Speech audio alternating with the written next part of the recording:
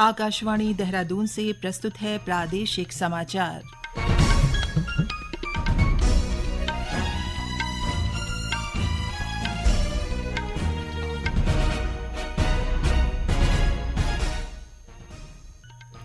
पहले मुख्य समाचार।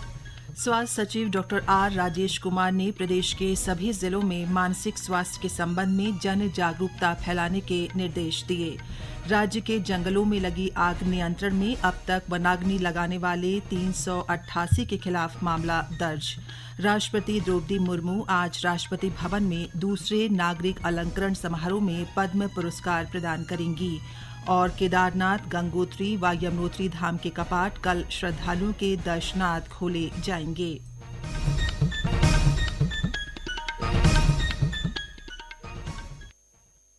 नमस्कार, दोपहर समाचारों के साथ मैं पंकज सनवाल खुलबे। और अब समाचार विस्तार से। प्रदेश के सभी जिलों में मानसिक स्वास्थ्य के संबंध में जन जागरूकता फैलाई जाएगी। स्वास्थ्य सचिव डॉक्टर आर राजेश कुमार ने इस संबंध में आवश्यक निर्देश दिए हैं।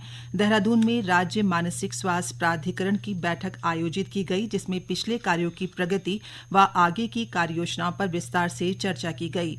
इस दौरान स्वास्थ्य सचिव ने अधिकारियों और कर्मचारियों को मानसिक स्वास्थ्य नीति पर गंभीरता के साथ काम करने को कहा। बैठक में डॉक्टर कुमार ने राज्य के सुदूरवर्ती क्षेत्रों में आयोजित होने वाले स्वास्थ्य शिविरों में मानसिक स्वास्थ्य के विशेषज्ञों को आवश्यक रूप से प्रतिभाग करने के निर्देश दिए। राज्य के जंगलों में लगी आग पर काफी हद तक नियंत्रण पा लिया गया है। कई स्थानों पर बारिश ने भी वनाग्नि बुझाने में सहायता की है। उत्तराखंड के प्रधान मुख्य वन संरक्षक और वन बल के प्रमुख धनंजय मोहन ने कहा कि जंगल की आग नियंत्रण में है और वनाग्नि की घटनाएं लगातार घट रही हैं। उन्होंने बताया कि अब तक राज्य में वनाग्नि लगाने वालों के 388 मामले दर्ज किए हैं, जिनमें से 60 नामित मामले हैं। उन्होंने कहा कि जंगल की आग के संबंध में लापरवाही के प्रति सख्त कार्रवाई की जाएगी। फायर की वर्तमान में स्थिति अब बहुत नियंत्रण में है और लगातार अग्नि दुर्घटनाएं घट रही हैं और जो हो भी रही हैं उन पे हमारा स्टाफ एकदम समय पे पहुंच जा रहा है और उसको कंट्रोल कर ले रहा है। हमने कुल मिला के 388 जुर्म इजरा किए हैं इसमें, और जिसमें से 60 केस नामजद हैं, तो उन पे कार्रवाई हम कर रहे हैं। अभी देखें तो गढ़वाल डिवीजन में अभी भी आग की घटनाएं हो रही हैं। कम तो है वहां भी, नरेंद्र नगर हो गया, अल्मोड़ा में के भी कुछ हिस्सों में वहां पे भी है जो गढ़वाल से लगे हुए हैं। तो ये कुछ क्षेत्र हैं जहां पे अभी भी थोड़ी आग की समस्या बनी हुई है। हमारे करीब 1300 हेक्टेयर का क्षेत्र है जो वनाग्नि में प्रभावित हुआ है। उधर बागेश्वर रेंज के तहत राजकीय इंटर कॉलेज भट्टाखोला के छात्रों और एनसीसी कैडेटों ने वन विभाग के साथ जागरूकता रैली निकाली और लोगों से जंगलों में आग न लगाने की अपील की। वहीं चमोली जिले में बद्रीनाथ वन प्रभाग में जंगल में आग लगाने वालों की सूचना देने पर 10,000 की पुरस्कार राशि देने का निर्णय लिया गया है। उच्चतम न्यायालय ने उत्तराखंड के जंगलों में लगी आग की समस्या से निपटने के लिए ठोस उपाय करने को कहा है। इस संबंध में न्यायालय ने प्रदेश सरकार से वनाग्नि की स्थिति पर 15 मई से पहले जवाब दर्ज करने को कहा है। न्यायमूर्ति BR गवई और न्यायमूर्ति संदीप मेहता की खंडपीठ ने उत्तराखंड के जंगलों में लगी आग को बुझाने और भविष्य में इस तरह की घटनाओं को रोकने के लिए समुचित दिशा निर्देश जारी करने की मांग को लेकर दाखिल याचिका पर सुनवाई की। इस मामले में अगली सुनवाई 15 मई को होगी। प्रदेश के अधिकांश हिस्सों में आज बादल छाए हुए हैं। कल शाम से राज्य के विभिन्न हिस्सों में बारिश और कुछ स्थानों पर ओलावृष्टि भी हुई है। इस बीच मौसम विभाग ने अगले 5 दिनों तक राज्य में बारिश का अनुमान व्यक्त किया है। मौसम विज्ञान केंद्र देहरादून से प्राप्त जानकारी के अनुसार अगले 5 दिनों में प्रदेश के सभी जिलों में बारिश और कहीं कहीं ओलावृष्टि होने की संभावना है। विभाग ने इस दौरान तेज आंधी का येलो अलर्ट भी जारी किया है। मुख्यमंत्री पुष्कर सिंह धामी ने राज्य में वनों की आग की स्थिति के मद्देनजर रुद्रप्रयाग जिले में पिरूल लाओ पैसे पाओ मिशन की शुरुआत की है। मुख्यमंत्री ने रुद्रप्रयाग जिले में पिरूल यानी चीड़ के पेड़ की पत्तियों की सफाई में भाग लिया और लोगों को जंगल की आग को रोकने के लिए इस अभियान में भाग लेने के निर्देश दिए। पिरूल अत्यंत ज्वलनशील होता है और अगर इसे समय से इकट्ठा नहीं किया जाता तो ये जंगल में आग फैलाने का काम करता है। ये समाचार आप आकाशवाणी के देहरादून केंद्र से सुन रहे हैं। राष्ट्रपति द्रौपदी मुर्मू आज राष्ट्रपति भवन में दूसरे नागरिक अलंकरण समारोह में पद्म पुरस्कार प्रदान करेंगी। पद्म पुरस्कार देश के सर्वोच्च नागरिक पुरस्कार हैं। इसमें 3 श्रेणियों में पद्म विभूषण, पद्म भूषण और पद्मश्री सम्मान प्रदान किए जाते हैं। ये पुरस्कार कला, सामाजिक कार्य, सार्वजनिक मामले, विज्ञान और इंजीनियरिंग, व्यापार और उद्योग, चिकित्सा, साहित्य और शिक्षा, खेल और सिविल सेवा सहित विभिन्न विषयों और गतिविधियों के क्षेत्र में दिए जाते हैं।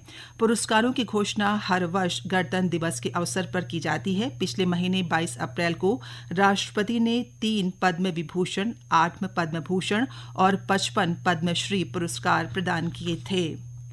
विश्व प्रसिद्ध केदारनाथ, गंगोत्री और यमुनोत्री धाम के कपाट कल श्रद्धालुओं के दर्शनार्थ खोल दिए जाएंगे। इसके साथ ही प्रदेश में 4 धाम यात्रा का शुभ आरंभ हो जाएगा। कपाट खुलने के शुभ अवसर पर इन तीर्थ धामों को फूलों से सजाया जा रहा है। 4 धाम यात्रा के लिए अब तक 22 लाख से अधिक श्रद्धालु पंजीकरण करा चुके हैं। यमुनोत्री के लिए 3,44,000 से अधिक, गंगोत्री के लिए लगभग 3,92,000 श्रद्धालुओं ने पंजीकरण कराया है। वहीं केदारनाथ धाम के लिए 7,60,000 से ज्यादा, जबकि बद्रीनाथ धाम के लिए लगभग 6,60,000 तीर्थयात्री पंजीकरण करा चुके हैं। साथ ही हेमकुंड साहिब के लिए 45,959 श्रद्धालुओं ने यात्रा के लिए पंजीकरण कराया है। वहीं कैबिनेट मंत्री डॉक्टर प्रेमचंद अग्रवाल ने चारों धाम के लिए 135 बसों को हरी झंडी दिखाकर रवाना किया। इन बसों में 4,050 श्रद्धालु पवित्र तीर्थ स्थलों की यात्रा के लिए निकले हैं। इस बीच भगवान केदारनाथ की पंचमुखी डोली आज सुबह गौरामाई मंदिर गौरी कुंड से केदारनाथ धाम के लिए रवाना हो गई है। केदारनाथ पैदल मार्ग पर जिला प्रशासन, पुलिस, गढ़वाल मंडल विकास निगम तथा स्थानीय दुकानदारों ने देव डोली का स्वागत किया। डोली के आज शाम तक केदारनाथ धाम पहुंचने की संभावना है। डोली भंडार गृह में रात्रि प्रवास करेगी और कल सुबह अक्षय तृतीया के शुभ अवसर पर बाबा केदार के कपाट ग्रीष्मकाल के लिए खोल दिए जाएंगे। उत्तरकाशी के जिलाधिकारी डॉक्टर मेहरबान सिंह बिष्ट ने यमुनोत्री क्षेत्र का दौरा कर यात्रा की तैयारियों का निरीक्षण किया। जिलाधिकारी ने श्रद्धालुओं की सुविधाओं के लिए सभी जरूरी व्यवस्थाएं चाक चौबंद रखने के निर्देश दिए। इस दौरान जिलाधिकारी ने घोड़े खच्चरों, डंडी कंडी की निर्धारित दरों और रोटेशन की व्यवस्था का सख्ती से लागू करने के साथ ही प्लास्टिक कूड़े के नियंत्रण व प्रबंधन के लिए QR कोड आधारित डिपॉजिट व्यवस्था को प्रभावी तरीके से लागू करने को कहा। जिलाधिकारी ने कहा कि सेवाओं व वस्तुओं की अधिक कीमत वसूलने और कूड़ा फैलाने वालों के खिलाफ सख्त कार्रवाई की जाएगी। बद्रीनाथ धाम में दर्शन के लिए इस बार टोकन व्यवस्था लागू की गई है। कतार प्रबंधन प्रणाली के तहत बद्रीनाथ धाम में पहुंचने पर तीर्थयात्रियों को पर्यटन विभाग के पंजीकरण काउंटर पर अपना रजिस्ट्रेशन पत्र दिखाना होगा। इसके बाद रजिस्ट्रेशन नंबर को QR कोड से स्कैन करने के बाद तीर्थयात्रियों को एक टोकन दिया जाएगा, जिसमें बद्रीनाथ दर्शन का समय अंकित होगा। तीर्थयात्री उसी निर्धारित समय पर मंदिर में प्रवेश कर दर्शन कर सकते हैं। गाड़ू घड़ा तेल यात्रा बद्रीनाथ धाम के लिए रवाना हो गई है। ये यात्रा 3 दिन बाद बद्रीनाथ पहुंचेगी। यात्रा आज नरसिंह मंदिर जोशीमठ और 10 को यात्रा योगध्यान मंदिर पांडुकेश्वर पहुंचेगी। यात्रा यहां रात्रि विश्राम करेगी, जिसके बाद 11 मई को यात्रा बद्रीनाथ धाम पहुंचेगी। गौरतलब है कि नरेंद्र नगर राजदरबार से 25 अप्रैल को श्री बद्रीनाथ धाम गाड़ू घड़ा तेल कलश यात्रा निकली थी, जिसके बाद यात्रा ऋषिकेश पहुंची थी। गाड़ू घड़ा तेल कलश 7 मई को लक्ष्मी नारायण मंदिर में स्थापित किया गया, जिसके बाद 8 मई को यात्रा बद्रीनाथ के लिए रवाना हुई। बद्रीनाथ धाम के कपाट आगामी 12 मई को श्रद्धालुओं के दर्शनार्थ खोले जाएंगे। बाबा विश्वनाथ मां जगदीशिला डोली रथ यात्रा 16 मई से पूरे प्रदेश में निकाली जाएगी।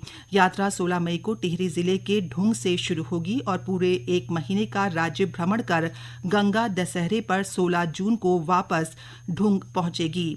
पिछले 24 सालों से ये यात्रा निकाली जा रही है। इस साल यात्रा की रजत जयंती है। अंत में मुख्य समाचार एक बार फिर।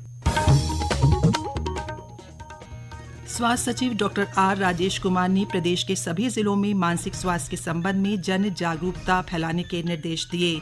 राज्य के जंगलों में लगी आग नियंत्रण में अब तक वनाग्नि लगाने वाले 388 के खिलाफ मामला दर्ज। राष्ट्रपति द्रौपदी मुर्मू आज राष्ट्रपति भवन में दूसरे नागरिक अलंकरण समारोह में पद्म पुरस्कार प्रदान करेंगी। और केदारनाथ, गंगोत्री व यमुनोत्री धाम के कपाट कल श्रद्धालुओं के दर्शनार्थ खोले जाएंगे। इसके साथ ही प्रादेशिक समाचार का ये बुलेटिन समाप्त हुआ। नमस्कार।